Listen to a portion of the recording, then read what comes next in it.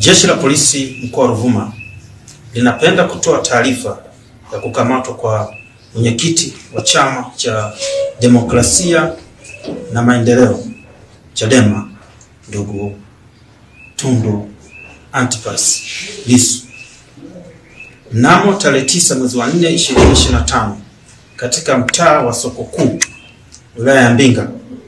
Jeshi la Polisi lilimkamata mwenyekiti huyo wa Chadema kufuatia tuhuma zilizokuwa zinapelelezwa za kufanya uchochezi wa kutofanyika kwa uchaguzi mkuu wa 2025.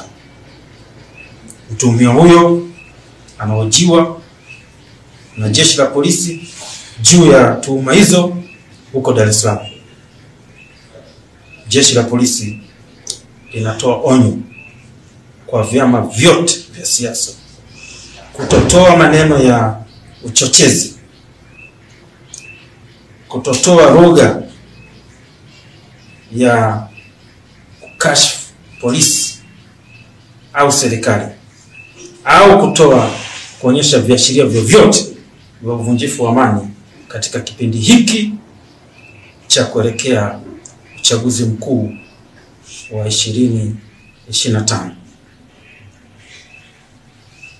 Na kwa yeyote ambaye tabainika kufanya vitendo hivyo,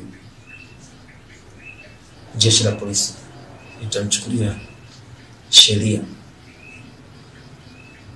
na litamtendea kwa mujibu wa sheria. Asanteni sana.